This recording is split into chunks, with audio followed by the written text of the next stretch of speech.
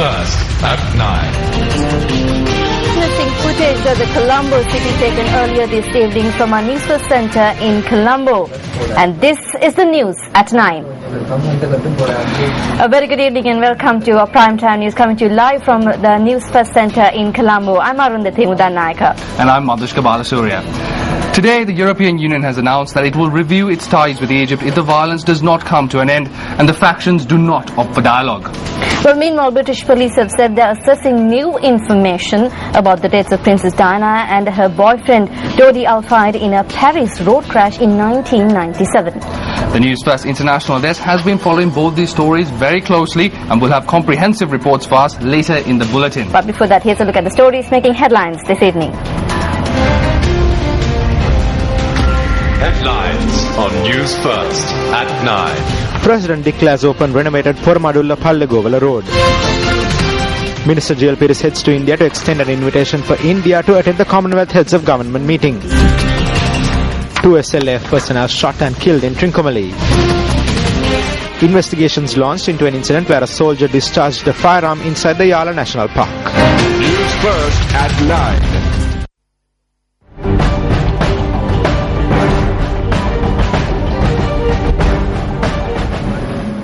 And now for the stories in detail. The Poramadulla Pallegovala Road, which was recently renovated and resurfaced, was declared open by President Mahinda Rajapaksa this morning.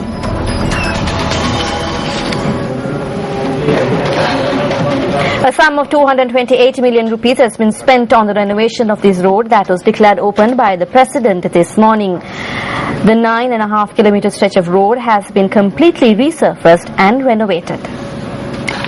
Minister of External Affairs Professor G.L. Pires is to depart for an official 2-day visit to India.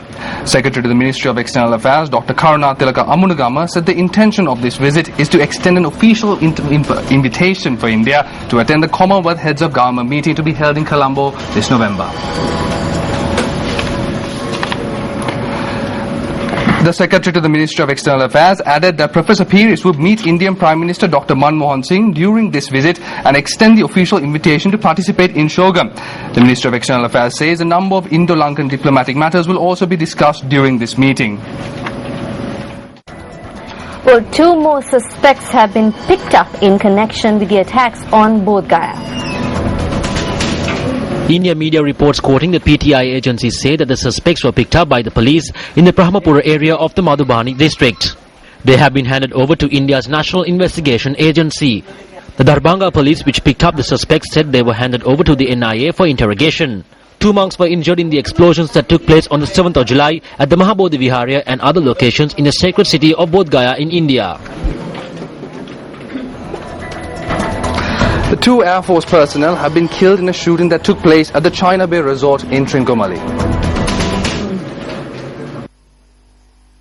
Sri Lanka Air Force media spokesperson Air Commodore Andrew Vijay Surya said a man and woman, both members of the SLAF, had been killed in the incident. The SLAF media spokesperson added that the airman who carried out the shooting had turned his weapon on himself and is currently receiving treatment at the Kinya hospital.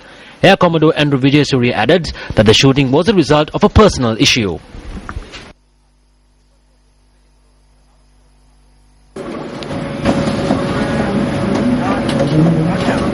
Well, the son of a former deputy minister was arrested in connection with an incident of financial fraud has been remanded until the 1st of September. He was produced before the Nugegoda magistrate today. And the police said that 2 other suspects arrested along with him are being questioned under detention orders.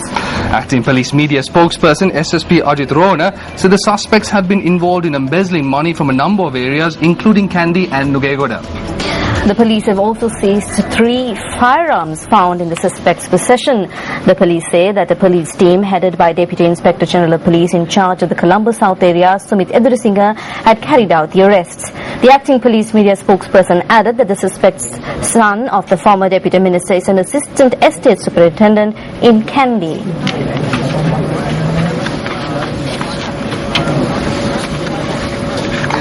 And up next is Crime Watch.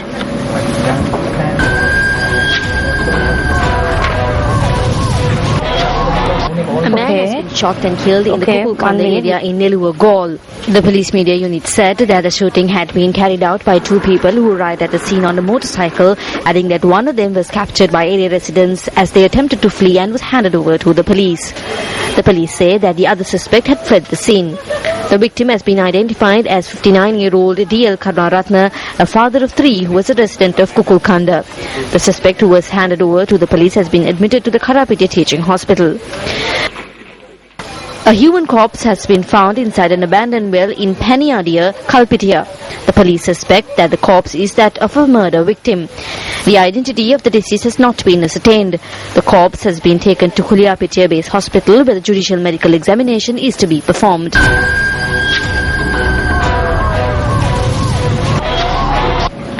The Central Environment Authority says it has decided to re-inspect all factories and manufacturing plants to determine if the conditions of environment permits are being violated. Chairman of the CEA, Vimal Rubasinghe, said this step was taken after taking into consideration the environmental crisis that arose around the factory in Ratapaswala.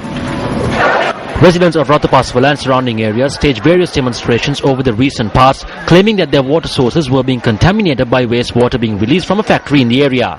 These demonstrations culminated in the unrest that was witnessed in Valivaria on the 1st of August. 3 people were killed as a result of the unrest.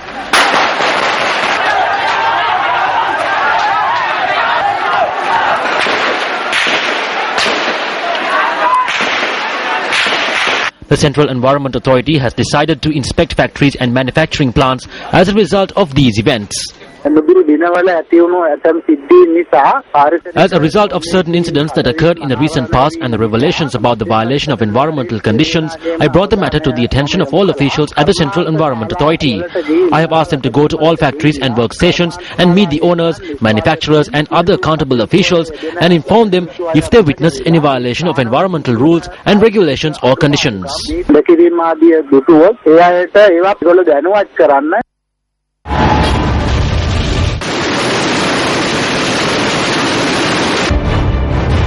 Clashes at the Valikada prison. A 3-member committee to investigate the clashes. We have been given 3 weeks. We will attempt to conclude our investigation in this time frame. If we are unable, we will compile at least an interim report.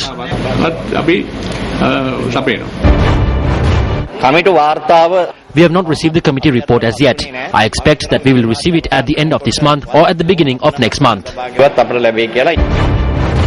9 months and 2 days after the incident, the report is yet to be furnished. For the attention of the responsible parties. The All Island Three-Wheel Drivers and Owners Association convened a media briefing in Bibile today. Now, at the briefing, attention was directed towards the new regulations that were introduced for three-wheelers.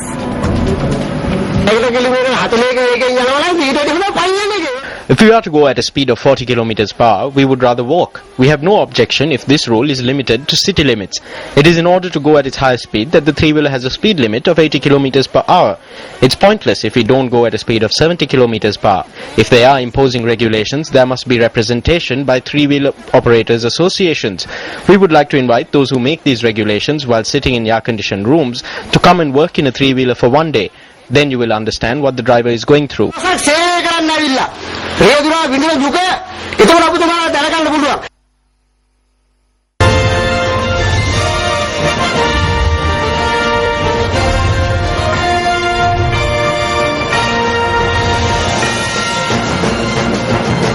With elections for the Northern, Central and North-Western Provincial Council elections little more than a month away, the campaign stage is heating up. Well, let's take a look at some of the views expressed on the political stage over the weekend.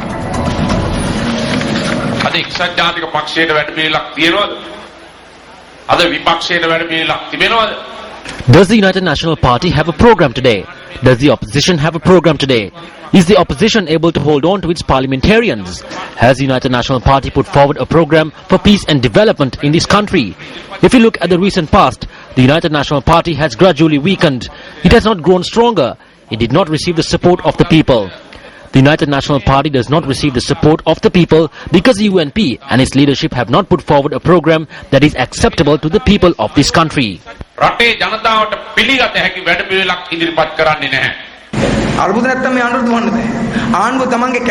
This government cannot run without crisis.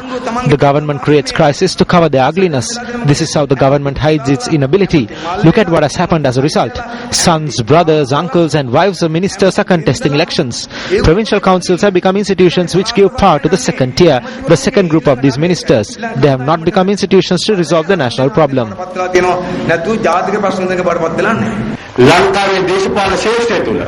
If politics in Sri Lanka is to be directed onto a new path, then the youth must come into politics. That is why we came into politics. Today there is a talented group of young parliamentarians in parliament, both from the opposition and the government. We will not say that they are only from the government. Thereby, we have put forward a talented group today, for the provincial councils as well. Well, up next is a look at the newspaper cartoon of the day.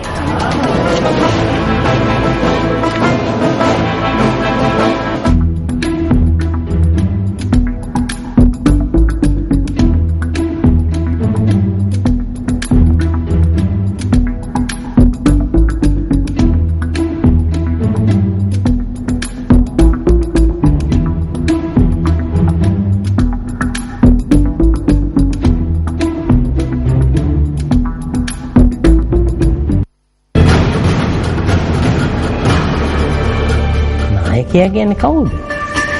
නායකයා තමයි අලුත් දේවල් හිතලා මතලා ඒවා එළියට දාලා තමන් කියන දක්ෂ පුද්ගලයන් ළමයි ඒ වැඩේ තව තව හොඳට කරගන්න.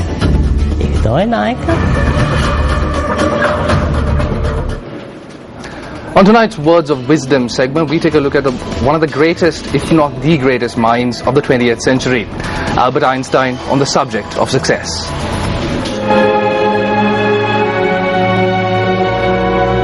Try not to become a man of success, but rather try to become a man of value. Albert Einstein.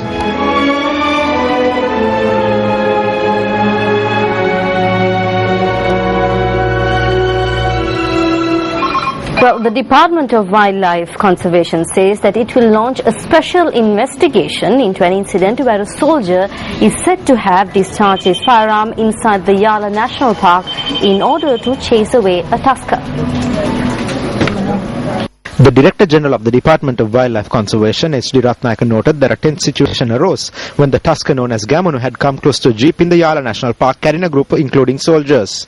The Director General of Wildlife Conservation noted that no harm was caused to the tusker in the incident. The chief incumbent of the Sitolpawa Rajamahawihare, which is frequented by the tusker Gamunu, said the animal was in good health. The News First crew which visited the area was able to capture footage of the tusker. However, environmentalists say they are aware of two tuskers in the Yala National Park that are close to people and have similar physical features. Our officials visited the area to carry out inspections. One of our veterinarians went to examine the tusker. He will submit a report to us. According to the information that we have and what the officials there are saying, the tusker was not shot at. Shots cannot be fired inside the national park. We are conducting a separate investigation into this. This tusker is used to people because he is friendly with the park drivers. We have notified the drivers not to feed the tusker any type of food. The tusker known as Gamunu has gotten used to this now. Next month, the Yala National Park will be closed completely for tourists. In that time, we will look to take this tusker deep into the jungle. When we made inquiries, Brigadier Ruwan Wanigasuriya, the Army media spokesperson, said a group of soldiers who had been providing security for a group travelling in procession from the north to Kataragama for the Perahera had been returning to their camp across the Yala National Park. Wanigasuriya added that the group had gotten uneasy when the tusker had used his trunk and tusks to search for food in the back of the open jeep that they were travelling in. He said that to ensure the safety of the public accompanying them, and as per the request of the people, the soldier had fired his gun into the air to frighten the tusker away. Army media spokesperson Brigadier Ruwan Wanigasuriya noted that while no harm had come to the animal, the Army will extend its fullest cooperation to the investigation being carried out by the Department of Wildlife Conservation.